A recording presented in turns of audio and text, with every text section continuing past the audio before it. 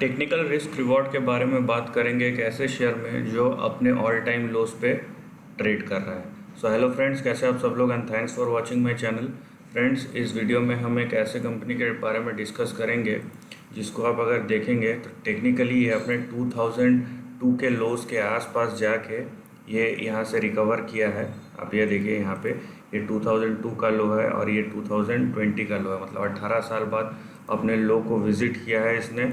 और हम देखेंगे कि इसका ट्रेडिंग पर्सपेक्टिव और रिस्क रिवॉर्ड किस तरीके का है।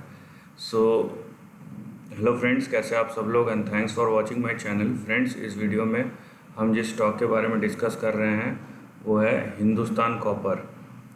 ठीक है, हिंदुस्तान कॉपर का ये लॉन्ग टर्म चार्ट है एंड आप अगर इस चार्ट को देखते हैं यहाँ पे, सो आपको कुछ इस तरीके का ट्रेंड नज़र आता है। ठीक है, अब ये ट्रेंड के प्रोस्पेक्टिव क्या है और इसके important support and resistance levels क्या हैं उसके बारे में हम डिस्कस करेंगे और समझने की कोशिश करेंगे यहाँ पे कि क्या क्या इम्पोर्टेंट पॉइंट्स है। देखिए, इस टाइप के स्टॉक में बात यह है ना कि आपको पता रहना चाहिए पहले से ही कि रिस्क रिवॉर्ड आपका कहाँ पे फेवरेबल है और कहाँ कौन कौन से पोजीशन में आपको जो है अलर्ट रहना चाहिए। ठीक है, क्योंकि आप इस शेयर को अगर देखते हैं ध्यान से तो आपको दिखेगा कि इसमें जो वॉलेटिलिटी है वो कितना ज़्यादा है। ये देखिए, राइट, यहाँ पे मैंने जितने भी most important support and resistance level है उसके बारे में वो ड्रॉ किया है। देखिए, आपका सबसे पहला जो सपोर्ट लेवल आता है इम्पॉर्टेंट, वो आता है 26 का, और दूसरा जो सपोर्ट लेवल आएगा वो आएगा 19 का। यहाँ पे कर देता हूँ इसको। इसके नीचे नहीं जाना चाहिए, क्योंकि इसके नीचे गया तो पूरा इसके नीचे पूरा ओपन है, नीचे कहाँ तक जा सकता है वो पता नहीं। तो ये दोनों चीज़ आप यहाँ पे ध्यान रखिएगा। 26 और 19 जो आपका इम्पोर्टेंट सपोर्ट लेवल है। देखिए, अपने लोअर लेवल से ये स्टॉक ऑलरेडी 133% मूव कर चुका है और यहाँ पे जो टेक्निकल रेजिस्टेंस लेवल है उसके पास है। तो आपका जो रेजिस्टेंस लेवल है यहाँ पे, इमीडिएट रेजिस्टेंस लेवल, वो आता है 43 का। अगर 43 के ऊपर सस्टेन कर जाता है तो ये जो आप चैनल देख रहे हैं तो ये भी एक रेजिस्टेंस की तरह काम करेगा।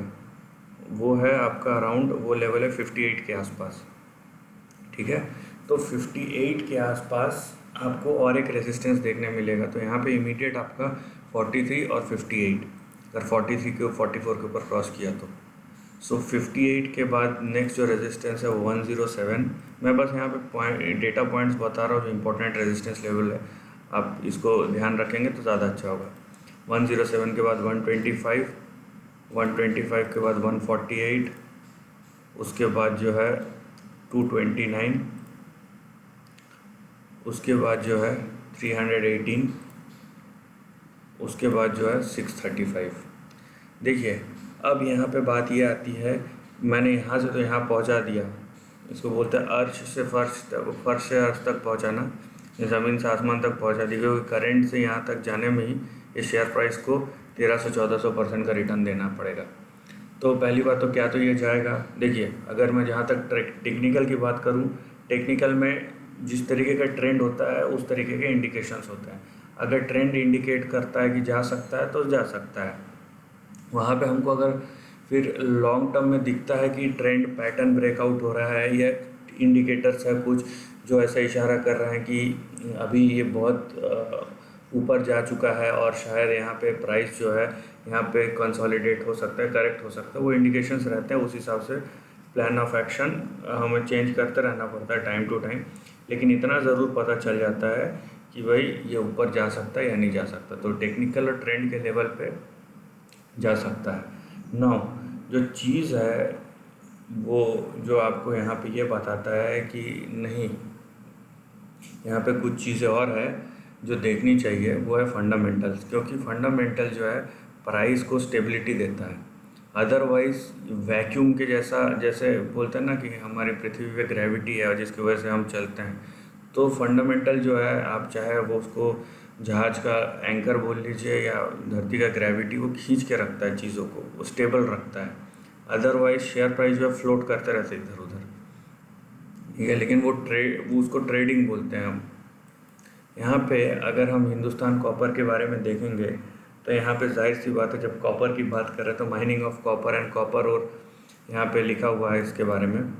देखिए 3000 करोड़ की कंपनी है, प्रॉफिटेबिलिटी रेशियोज कम है। क्यों कम है? क्योंकि देखिए जो मेटल कंपनी है, जाहिर सी बात है मेटल माइनिंग कंपनी है, उनको अपना काम चलाने के लिए लोग चाहिए, मशीन चाहिए, हेवी मशीनरी चाहिए, तो कंटिन्यूस इनका कैपिटल एक्सपेंडिचर होता है और एक्सपेंशन करने के लिए उतना एक्सपेंशन मैकेनिज़्म चाहिए कि और मशीन और लेबर फोर्स और टेक्नोलॉजी, तो इनका भी बहुत कैपिटल इंटेंसिव सेक्टर है। तो उस केस में अगर आप देखते हैं कि 9-10% का जो प्रॉफिटेबिलिटी रेशियो है वो प्रॉबेबली सफिशिएंट ना हो। सेल्स ग्रोथ यहाँ पे अच्छा दिखता है, डेट टू इक्विटी थोड़ा सा ज़्यादा है पर ठीक मैनेजेबल। देखिए यहाँ पे एक टाइम पे ये 30% का रिटर्न ऑन कैपिटल एम्प्लॉयड था, 2008 से 2012 के बीच में 37% तक भी गया था। तो यहाँ पे आपको वो चीज़ दिखेगा, 2008-2010 के बीच में जो शेयर प्राइस था 600 के आसपास था, फिर वो घटते घटते घटते घटते 6-7-2 पे आ गया था, उसके बाद यहाँ 12 पे गया। नंबर 2, यहाँ पे जो चीज़ आपको समझनी चाहिए वो ये है, अभी ये डेटा डेज देखिए, ये डेटा डेज जो है 12 से 73 हो गया। मतलब इनको जो पैसा पहले 12 दिन में आता था, ठीक है, जो क्रेडिट पे सेल होता था 12 दिन में आता था, ये फ्लक्चुएट तो हो रहा है लेकिन ये बढ़ते बढ़ते यहाँ पे 73 डेज हो गया। तो मैं अगर एंड टू एंड यहाँ पे मेजर करूँ तो ये 2 हफ्ते से यहाँ पे 2 महीने में कन्वर्ट हो गया है। तो ये सिग्निफिकेंट प्रेशर डालते हैं, इस तरीके की चीज़ें जो है सिग्निफिकेंट प्रेशर डालती है आप यहाँ पे आपके वर्किंग कैपिटल साइकिल पे ना। यहाँ पे आपको देखने मिलेगा कि बीच बीच में यहाँ पे 40 से फिर 20 हो गया, 20 से फिर 51 हो गया, 51 से फिर 18 हो गया। तो यहाँ पे ये भी दिखाता है कि कुछ अच्छे साल है जहाँ पे आपको तुरंत पैसा आ जाता है और कुछ साल ऐसे है जहाँ पे आपको पैसा नहीं आता है ठीक से। तो ये सब गवर्नमेंट प्लानिंग, और क्योंकि यहाँ पे देखिए ये प्योरली गवर्नमेंट प्लानिंग और एग्जीक्यूशन पे डिपेंड करता है। मैं ऐसा क्यों बोल रहा हूँ? क्योंकि यहाँ पे देखिए ये 76% है प्रमोटर का, ये प्रेसिडेंट ऑफ इंडिया, मतलब सेंट्रल गवर्नमेंट होल्डिंग कंपनी है ये, राइट। तो ये एक तरीके से कंट्रोलिंग पोजीशन पे बैठा है, तो इनके कंपनीज़ को कोई चैलेंज नहीं कर सकता। बात यह है। बाकी आप अगर देखेंगे कि DIS का पहले स्टेक था, उन्होंने भी घटाया ही है, थोड़ा बहुत बढ़ाते घटाते रहते, दैट्स इट। वो क्यों रहते हैं वो भी मैं बताता हूँ। यहाँ पे DIS का देखिए उन्होंने 18% से 13% कर दिया, पब्लिक ने अपना स्टेक 5 से 10% कर दिया। अब प्रॉब्लम ये है यहाँ पे आप देखिए, आपका प्रॉब्लम ये है कि यहाँ पे आप देखिए नेट प्रॉफिट देखिए हमेशा फ्लक्चुएट होते रहता है। आप देख रहे हैं नेट प्रॉफिट, यहाँ पे सेल्स वाला नंबर तो बढ़ रहा है, यहाँ पे कम भी हो रहा है उल्टा, ठीक है। अच्छा खासा यहाँ पे वोलेटिलिटी है, वही वोलेटिलिटी नीचे दिख रहा है। लेकिन आप अगर यहाँ पे डिविडेंड पे आउट देखेंगे तो यहाँ पे 40%, 29%, 32%, करंट देखिए लास्ट 33%, ठीक है। डिविडेंड पे आउट 33%, उसका मतलब क्या है, आपका फेस वैल्यू है 5 रुपये, सो फेस वैल्यू के ऊपर डिविडेंड पे आउट होता है। तो यहाँ पे अगर फेस वैल्यू अगर 5 रुपये है, आपका 40 रुपये का शेयर है, तो पर शेयर आपको 1.5 रुपये के आसपास डिविडेंड मिल रहा है, जो डिविडेंड के हिसाब से बहुत ज़्यादा है। लेकिन आप अगर इन्वेस्टमेंट के हिसाब से सोचेंगे तो ये एक इन्वेस्टर के लिए लॉस है, क्योंकि इतना बड़ा जो पैसा वो बाहर निकल जाता है। सबसे बड़ी बेनिफिशियरी इसकी गवर्नमेंट और कोई नहीं है। तो आप अगर इसको डिविडेंड प्ले की तरफ देखना चाहते तो दूसरी बात है, अदरवाइज़ ये फ़िलहाल एक ट्रेडिंग प्ले है, उससे ज़्यादा कुछ भी नहीं है। तो आप जो भी चीज़ करें सोच समझ के करें। यहाँ पे टेक्निकल लेवल से मैंने पॉइंट्स बता दी वो दूसरी चीज़ है, लेकिन जिस तरीके के फंडामेंटल्स है और इतना बड़ा अगर डिविडेंड पे आउट हो रहा है तो प्राइस सस्टेन नहीं करेगा। और ये एक long term bear market chart है, आपको भूलना नहीं चाहिए। लॉन्ग टर्म बेयर मार्केट के चार्ट में जो इंस्टीट्यूशंस है, जो बड़े निवेशक हैं, वो अपना पैसा बाहर निकालते हैं, क्योंकि उनको अपना पैसा सेव करना होता है कि जितना निकल रहा है लगा दिए, जितना निकल रहा है निकाल लो। और उनका पोजीशनिंग उनको पता होता है कि उसके पीछे टीम होती है। So this is the end of the video दोस्तों। वीडियो पसंद आए तो लाइक और शेयर कीजिए, थॉट्स कमेंट सेक्शन में लिख के बताइए।